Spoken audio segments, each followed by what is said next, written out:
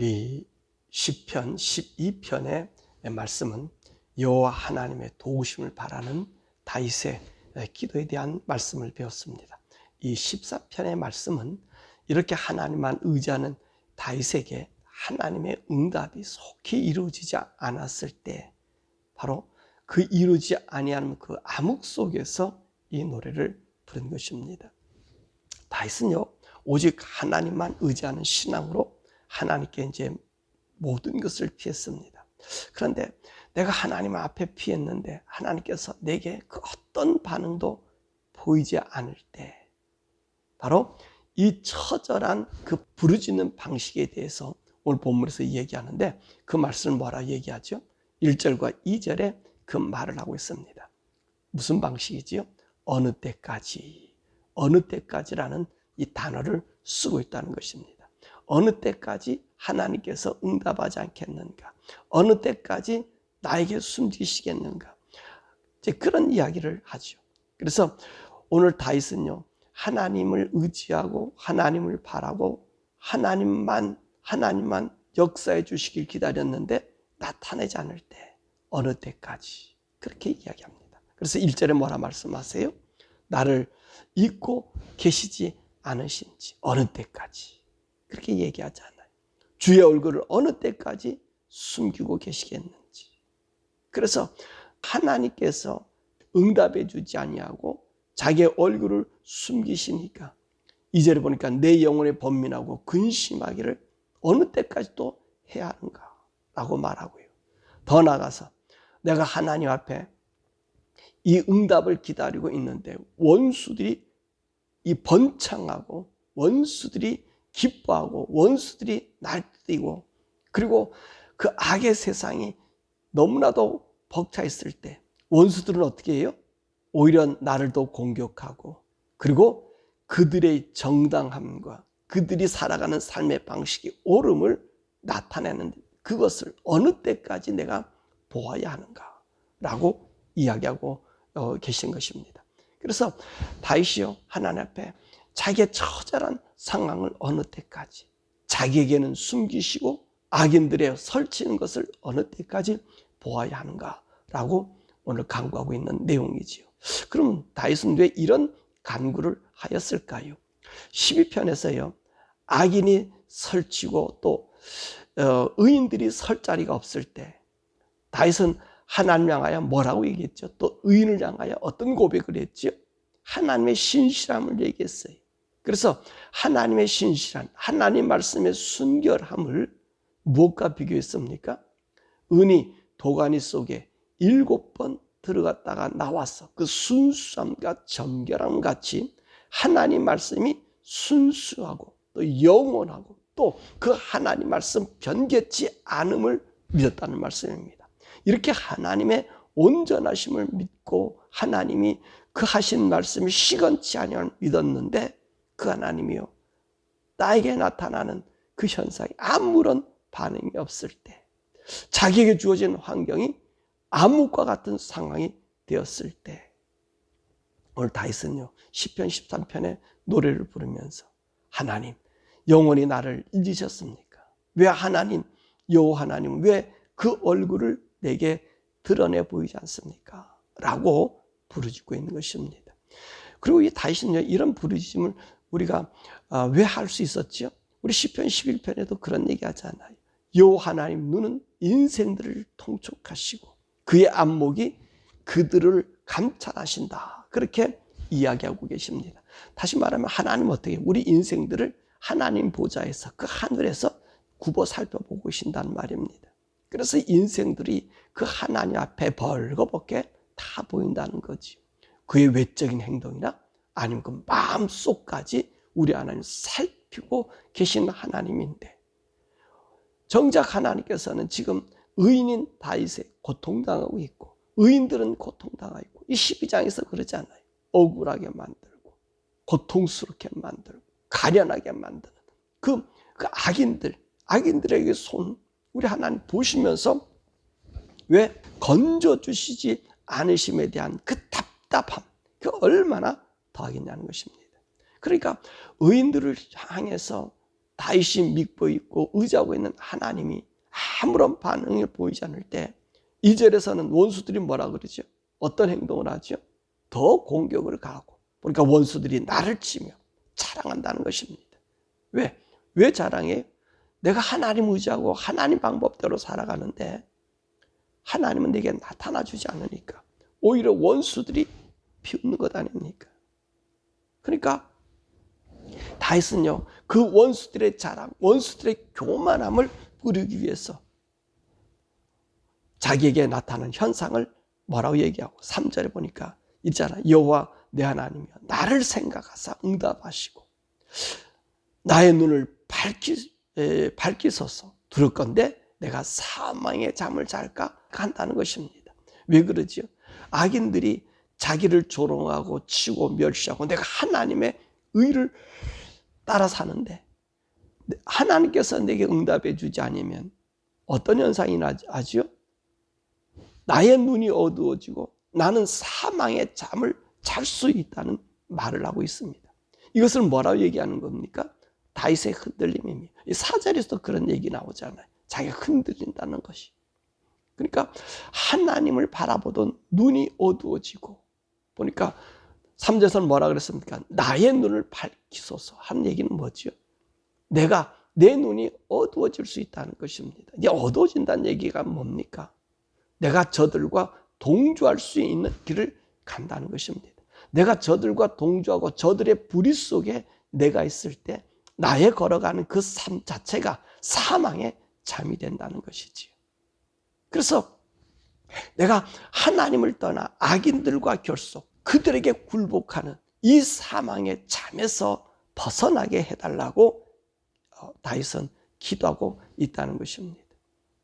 왜냐하면 자기로 하여금 의의 길을 계속 지킬 수 있는, 그래서 저들과 동조하지 아니하는 이것이 다윗에게 필요했다는 것입니다. 그래서 우리가 다윗의 이 강구의 내용을 우리가 3장에서부터 계속 쭉 오는 걸 보면 어떤 말씀이 계속 하나님께서는 의인을 지키신다.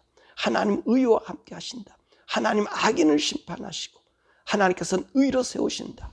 그러니까 우리가 참고 기다리자라고 이야기하는 것입니다. 그래서 우리가 하나님의 응답이 우리가 없을 때, 내가 정말 절박한 상황이 있을 때 우리가 조심해야 된다는 것입니다. 이럴 때 어떤 삶을 살 수 있어요? 다시 오늘 사망의 잠, 그리고 나의 눈을 밝혀달라라고 하는 내용의 얘기는 뭡니까? 내가 나의 자유로운 판단할 수 있다는 것입니다. 내 의지대로 판단할 수 있다는 것입니다. 뭐라고 하는 거죠? 하나님께서 내가 할 수 있도록 내가 하는 것을 용인해 주셨구나. 그렇게 생각할 수 있다는 것입니다. 그러면 우리는 어떤 삶을 살아요? 내 방법을 찾기 시작해요. 우리가 원함을 나의 삶에 적용시킬 수 있다는 것입니다. 이것이 뭐죠?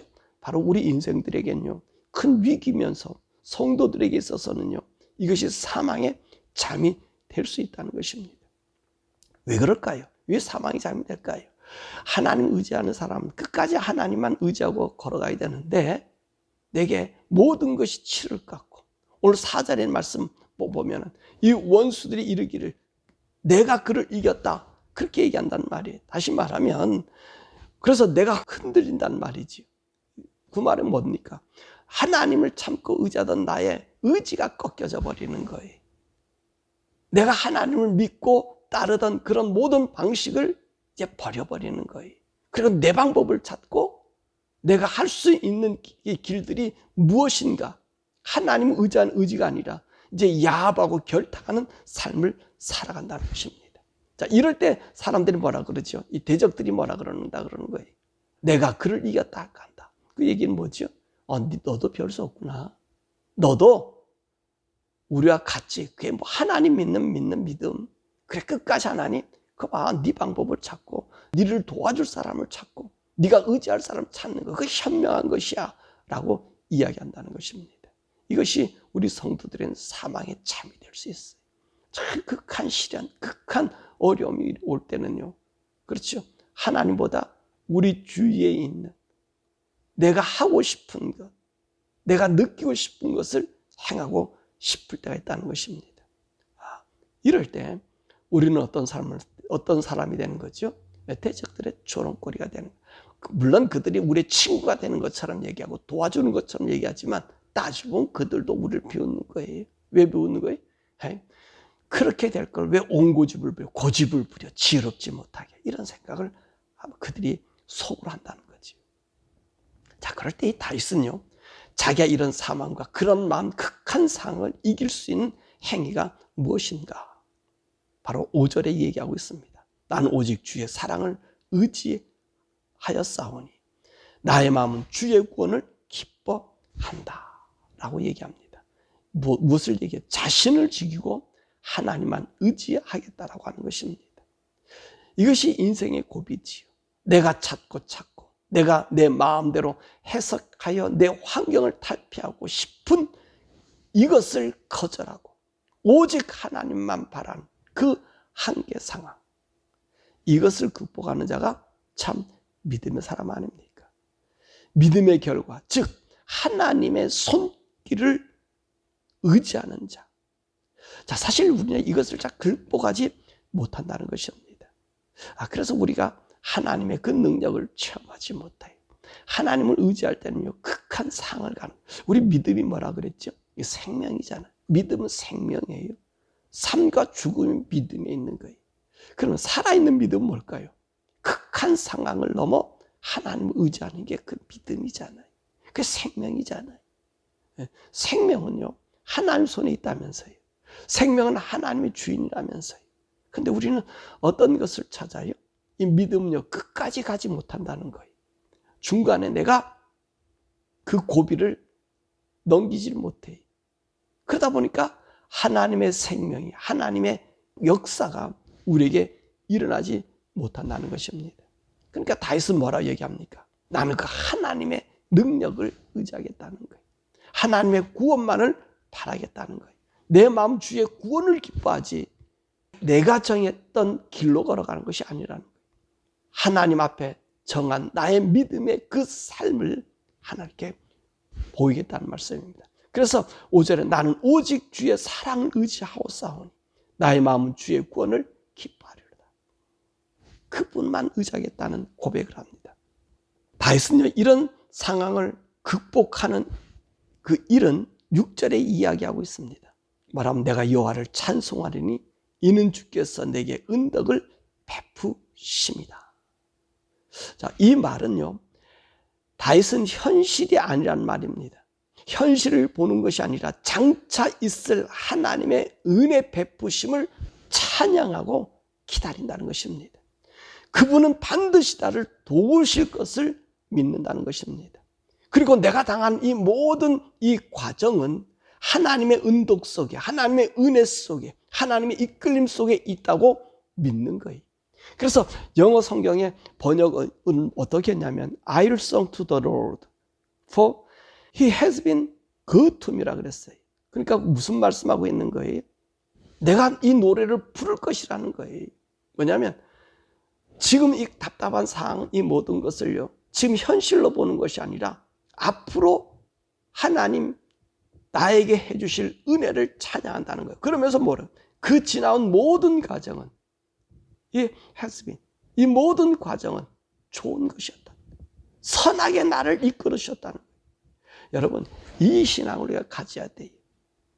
이 나의 모든 과정, 내가 이 고난과 어려움 이 과정도 하나님께서 나에게 선한 은혜를 베풀어 주실 그 과정이다. 그 은혜의 싸움이다. 라고 얘기하는 것입니다. 그러므로 우리 성도들이 당하는 이 고난의 모든 여정은요, 그 자체가 하나님의 은덕 속에 있다는 말씀입니다. 그래서 어제 우리 주일 시간 로마서 8장의 말씀 배웠잖아요. 현재 고난은 장차 나타날 영광과 좋게 비교할 수 없다. 그래서 우리의 성도들이 현재 당하는 이 모든 어려움과 고난, 신앙으로 걸어가는 이 고난은요, 하나님의 영광에 들어가는, 영광의 면류관을 쓰는 그 과정인 거예요. 그러니까 우리 성도들이 이 세상 살아가는 동안 하나님 의지하고 성령을 따라 살아가는 것은 그 영광이 우리 과정 속에서, 이 환경 속에서, 이 여건 속에서 하나님을 의지하는 의지함에 나타난 결과가 미래에 우리의 줄 하나님의 응답의 복인 거예요. 그래서 우리가 천국에 가서 천상을 다스리는 상속자, 하나님의 상속자가 된다. 우리 로마서 8장에 얘기했잖아요. 그리스도와 함께하는 상속자가 된다 그랬잖아요. 왜 이 상속자를 왜 받죠? 우리는요, 그 미래의 노래를 찬양하는 거예요. 이 신앙은요, 우리 믿음은요, 미래적인 거예요. 왜? 현실상을 보는 것이 아니라 나를 이끌어갈 하나님의 그 과정의 영광스러움을 우리가 지금 이 고난이라고 하는 것에서 우리가 나타나기 때문에 그러는 것입니다. 왜냐하면 이 세상은 사단이 지배하는 세상이라 우리 성도들을 고난의 함정에 집어넣는 거예요. 이 다윗의 삶을 보세요. 이 고난의 함정 아닙니까? 고통의 함정 아닙니까? 이 다윗을 넘어뜨리려고 하는 수많은 웅덩이를 파고 그물을 치고 있는 그들의 모습 아닙니까? 그런데 다윗은 어떻습니까? 그물을 보는 것도 아니고 함정을 보는 것도 아니고 오늘 여기서 얘기한 것처럼 I will sing to the Lord. 나는 하나님을 찬양할 것이라는 거예요. 하나님을 노래할 것이라는 것입니다. 왜냐하면 내가 가는 모든 그 과정이 하나님의 선함이라는 것이죠. 그래서 우리가 하나님 앞에 기도하고 나의 상황이 너무나 극박하고 정말 절박하고 내가 비웃음거리가 돼요. 하나님 의지하고 의를 따라 살다 보니까 인간의 지혜로 살아가는 사람, 육에 속한 사람이 살아가는 삶을 보면 어리석게 이를 데 없다는 것입니다. 그러니까 나는 어떠해요? 그들과 합하고 싶고 그들과 동조하고 싶고 그들과 함께 그들의 지혜 속에 나도 들어가고 싶다는 거지요. 그러니까 내 방법을 찾고 싶다는 거지요. 근데 다윗은 오늘 여기서 우리에게 뭐라고 말씀하셔요? 아니다는 거지. 아니다는 거. 우리는 우리 방법을 찾는 것이 아니라 그분을 믿는다면, 그분을 의지한다면 정말로 하나님 어느 때까지 숨기시고 어느 때까지 나타나 주시 아니하시고 어느 때까지 우리 말에 또 하나님을 믿는 이 믿음의 역사가 나타나지 않겠냐. 원수들이 조롱한다 할지라도 다윗은 뭐라고 얘기합니까? 그렇다 할지라도 나는 하나님을 노래할 것이다. 하나님을 믿을 것이다. 하나님을 의지할 것이다. 그분이 해주시는 곳으로 내가 나아갈 것이다. 왜냐하면 그 모든 과정이 다 뭐라고요? 하나님의 은혜라는 것입니다. 하나님의 영광이 나타난다는 것이지. 그래서 시편의 기사를 보니까 내가 그 웅덩이 속에 깊이 빠져서 깊은 수렁이 있었는데 어느 날 하나님 끄집어 올리셔서 보니까 나는 높은 산에 있고 그들은 건불처럼 날려서 없어졌더라는 거예요. 그렇습니다. 우리 믿음의 사람은요, 하나님만 의지해서 가는 거예요. 하나님만 바라보고 가는 거예요. 그러면 내가 하는 것 아니라 나의 모든 발걸음 하나하나마다 하나님, 그 하나님이 그 일을 처리해 주시고 어느 날 나의 발걸음은 높은 곳에 그 사슴발같이 높은 곳에서 그 모든 아래 환경을 내다보며 내가 유유히 서 있는 것입니다. 바로 저와 여러분 우리 살아가는 삶, 우리 성도들의 삶, 여러분 의의 삶입니다. 의의 삶은 세상과 섞이지 않는 삶이죠. 구별된 삶이잖아요. 이 구별된 삶 속에 하나님 의가 여러분에 나타나기를 바라고 이 나타나는 이 아름다움 속에 하나님이 나의 삶을 이끌어 주어 살아가는 삶. 그래서 우리 로마서 8장에 있는 말씀 보니까 우리가 누구 안에 있는 삶이 성령 안에 사는 삶. 성령이 나를 이끌어주는 삶. 그 성령 안에는 우리 예수님도 우리를 위해서 기도하고 하나님 우리를 지키시고 보호하시고 죽음에서 일으켜주시는 하나님. 그래서 로마서 8장 28절에 모든 것이 협력하여 선을 이룬다는 말은요, 하나님의 그 놀라운 은혜의 역사가 성부, 성자, 성령의 하나님이 나를 협력하여 하나님의 의의 길로 인도해 주시는 것이거든요. 오늘도 다윗의 이 고백은 곧 우리의 고백이 되기를 원합니다.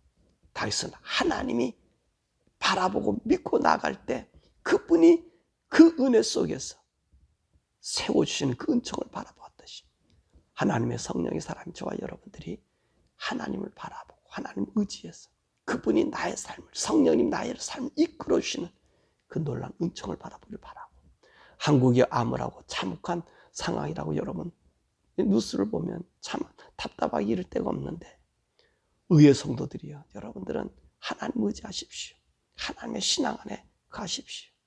그것이 어떤 것이 됐든지 간에 그것은 하나님 영광의 관을 여러분에 씌워줄 것이니까 결코 불의와 타협하지 말고 악과 타협하지 말고 동조하지 말고 의의 길로 걸어가서 하나님 영광의 그 상에 부름에 합당한 저와 여러분들의 삶 되길 바라고, 또 이 9월 한 달도 저와 여러분들이 걸어가는 그 발걸음이 의의 발걸음이고 생명의 발걸음이 한 자국자국마다 믿음의 의의 기록이 남겨지는 복된 삶 되기를 주님의 이름으로 축원합니다.